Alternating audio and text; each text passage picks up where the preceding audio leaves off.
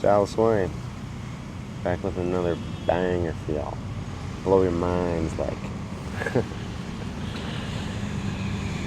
Let's take a look a little around here, just so you see where I'm sitting.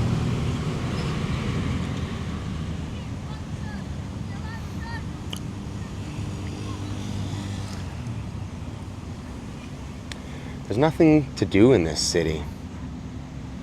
At least that's what some people have told me. Yet, only 12 million people live here. There's only basically an endless supply of entertainment for those who seek it out. But yeah, there's definitely nothing to do here. Entertainment is meaningless. That's the problem, everything at the end of the day is entertainment. And what is the meaning of it? Just to kill your time. Fill your time. Fill your time with something better then, maybe. You see, it's strange to me because, first of all, everywhere has things to do. If I was literally in the middle of the desert right now, which technically I am. However, if there was nothing here, if it was just a barren wasteland, when I was all by myself, the things that you can do are only limited to your own imagination. Right? There's like this saying where this psychologist says, if you're trapped in a dark cell, you're just in a prison, solitary confinement, pitch black, no lights, one room. That's the end for most people, perhaps. But for me, there's a whole world inside of there. It's really that simple. So you're going to try and tell me, and there's all these things going around, it's all these people to talk to, places to see, and for me especially, food to eat, and beer to be drank. You're going to try and tell me that there's nothing to do? Come on. There's like, I would say almost the majority of travelers I find, when I've been to hostels and so on, so many of the people, they just come and they do the same things, right? Like, I saw the archaeological museum, I saw, the pyramid, I ate at the one authentic fish restaurant, whatever, and then that's it. Oh, I did everything in the city, time for me to move on. Yeah, I guess if you're a basic tourist, then you can look at it that way, but,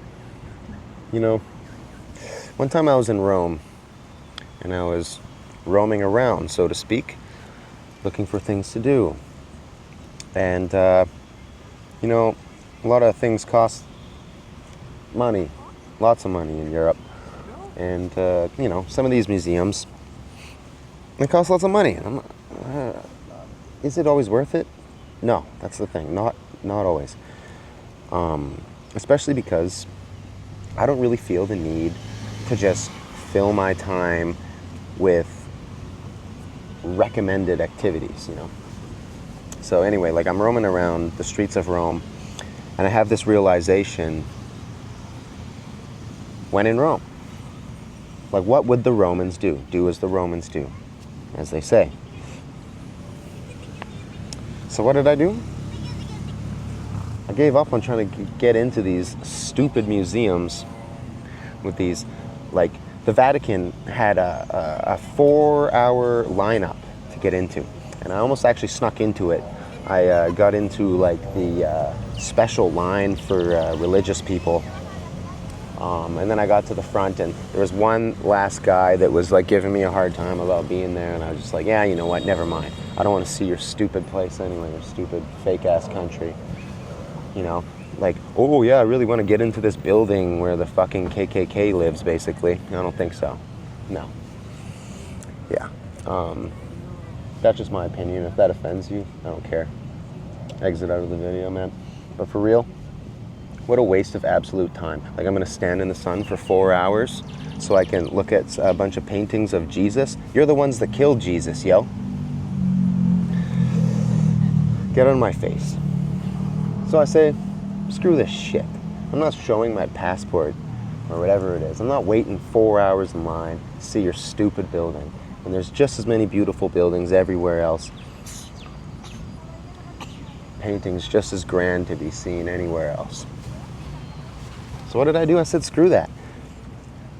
I'm not waiting in line. I'm not doing reservations. I'm not going to listen to your propaganda about this historical crap in most cases either, you know. So I said, screw this. I'm doing as the Romans do. And I went for a goddamn pasta. Actually, rather, I spent the whole day just drinking coffee and smoking cigarettes, because that's what you actually do. And then, for dinner, I had a big-ass pasta and some wine. And it couldn't have got much better than that, I'll tell you that right now, mate. It really could not have got much better than that. And that's what they're doing there. That's what they're living for, man. That's how you experience the culture. That's how you really experience a place. Like, what, you're just gonna go where all the tourists go? Sure, of course, there's always things that you gotta see. And there's lots of things that, sure, everyone, all the tourists go there because it's beautiful, or, you know, it's impressive, or whatever. It's interesting. People often have a reason to see things, but in many cases, I avoid that crap. If you really want to see how a country works, if you really want to see a culture of a place, for example, according to Ernest Hemingway, the best way to do so is just go to the bar. Go to a bar and have some drinks. Or in this case, go to a park. But for real, if you want to experience a city, for me, one of the best ways, just walk the streets. Talk to the locals. Go eat where the locals eat. Go hang out where the locals hang out. You know? Or else what's really the point? I mean, I understand there's different types of travelers, right? The difference is too, I'm not on vacation, okay? I'm living. This is living. I'm here. I'm alive. I'm doing my thing. I don't have to be anywhere. I don't have to go anywhere. I'm here. I'm living. And as of right now, I live in this city. I'm not a tourist anymore. Do I speak the local language? No, not completely. A tiny bit. But I know people that live in my country who can barely speak English. And at the end of the day, I don't even judge them, man. I don't even care. At the end of the day, we're all just citizens of the earth, man. But for real, there's always something to do. And for me, like I said, roaming the streets, doing like the locals do, that's the life. All these people, you know, they're like in some of the hostels I've stayed, you know, they're just so boring. They're like, oh, I feel like there's nothing to do here. I already saw everything. What the hell are you talking about? You saw everything. You didn't see shit. All they're doing is forcing you into a cage, which you willingly put yourself in.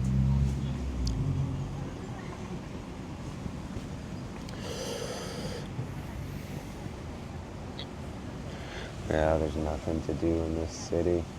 Man, I could sit right here all day, you know. I came to this park. I had this beautiful picnic. I'm chilling here, just feeding the birds. There's another park in this city where there's all these stray cats. I don't know if you call them stray, 'cause they live there. It's just a park that's completely full of cats, okay? But dude, I could spend all day just chilling with them cats, you know what I'm saying? Like, I could just sit there, pet the cats. Cats, like, tell me a bit about themselves or whatever, you know, what cats do. And, yeah, we enjoy each other's company, man. But I guess, yeah, that's actually what I was thinking, though, too, right, is enjoying company. You see, like, for me, some places I've been, I've done everything alone. I mean, I travel alone, right? But one of the beauties about traveling solo is that you always run into people.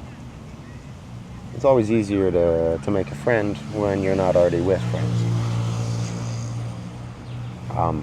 But even when I'm in a place where I'm 100% set on something, I'll always offer other people, like, hey, come with me. I'm going to go check this out. Does anyone want to come? You know? Because at the end of the day, enjoying things with other people, it always makes it better, for the most part. You can find good people, right? But the same people that don't want to enjoy things with others are the same people that, yeah, I wouldn't want to even try to enjoy anything with them either, right? Like, yeah, that's exactly it. Like right now, there's all these people, like foreigners staying here, and they're like, oh, I'm leaving. Like, I've already been here longer than a lot of the other travelers, and yet I haven't seen like half the stuff that they have. You know, I've been to like one museum. It was not even a real one. It was an art museum. You know, and I basically just spent most of the time talking crap about how these contemporary artworks are crap. And then ironically, I went to the park with the cats actually the next day, and there was all these local artists trying to sell their paintings, and I swear to God, not a single one of them was bad. In fact, all of them were essentially better than half the stuff at least half of what was in that museum, man. Ridiculous. This is exactly the point, though. So you don't need to go to the museum to experience the culture. You don't need to, go to the museum to learn about history either.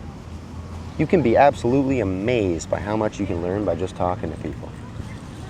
That's pretty much where I get all my information. And that's if you want to get true stuff too, you know? Like, especially when it comes to this thing about places being dangerous. Sometimes the fear is warranted, okay? Sometimes when people say, oh, this country is dangerous, you shouldn't go there. That's true. And I heed those warnings. However, often it's propaganda, okay?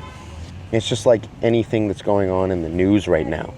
Like when I'm in a country, for example, I remember a couple years ago. Actually, no, screw this. Let's talk about a current event, okay?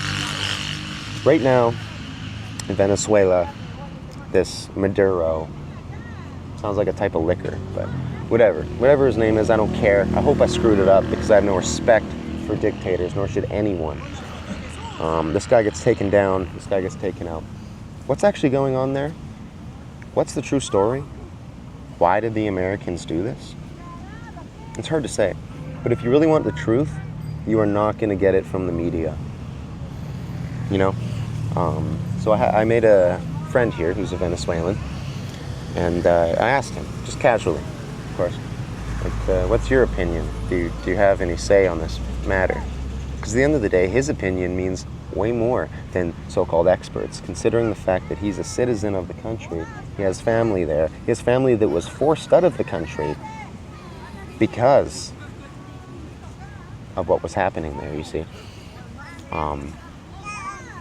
So what, are you going to listen to the CBC or the BBC? Or, well, on the TV they told me that Trump is bad, so that's what I believe. You know, you're retarded.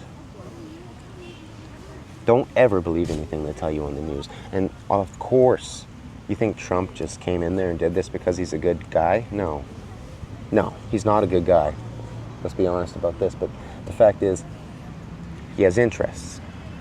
And if those interests happen to be common interests with the country and with its citizens,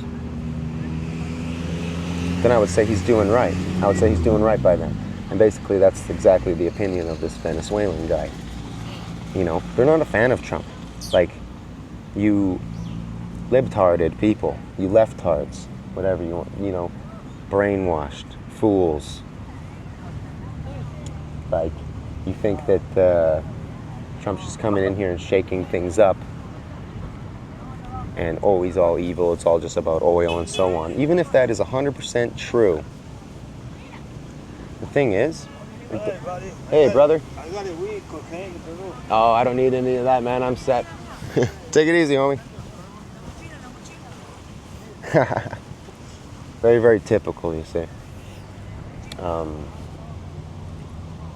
That's actually one annoying thing about around here in a lot of these countries is it's like half the time when people approach you, they're not approaching you to be nice or have a real conversation. They just want to sell you some shit. However, maybe that's a good example, right? If I was actually interested in buying some drugs, that would have worked out in both of our favor. It doesn't matter whether we're friends. It doesn't matter whether he's a good guy or I'm a good guy or whatever. I give him money, I get the drugs, he gets the money. We have some common interests. It's all for the better. And this is exactly the point. And at the end of the day, no dictator is a good dictator. Okay? Unless, of course, it somehow applies to the rule that I just said. Unless everybody's winning. And that's not the way it was in Venezuela. And that's not the way it goes almost always in a tyrannical system. Now, I've gone on a crazy tangent here.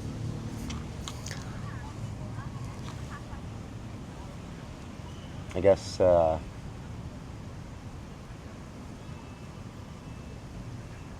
just talking a lot of shit because there's nothing to do in this town. Nah, but for real, I could just like make a friend and walk around in circles all day.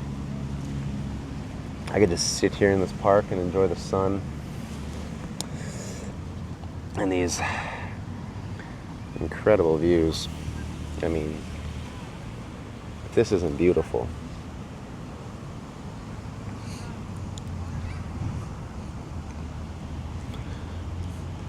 Nothing to do. All these people are, these travelers I've talked to, they're heading out to this mountain city. And it's the next place where all the tourists go. And I'm sure I'll end up there, okay? But it's raining there right now. And they're all like, well, there's nothing to do here, though. So time to move on. Good. Move on. Maybe somebody fun will move in. Well, that's more or less it for now. I hope some of that resonated with you. I hope there's some valuable insight about traveling in there, or just living life in general, you know. Like I said, what you can do is only limited to your own imagination. So make some fun. Macht Spaß.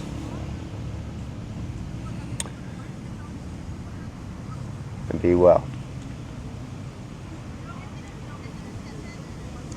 And I'll see you next time.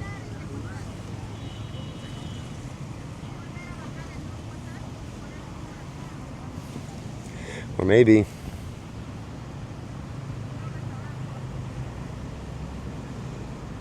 I'll see you in the world.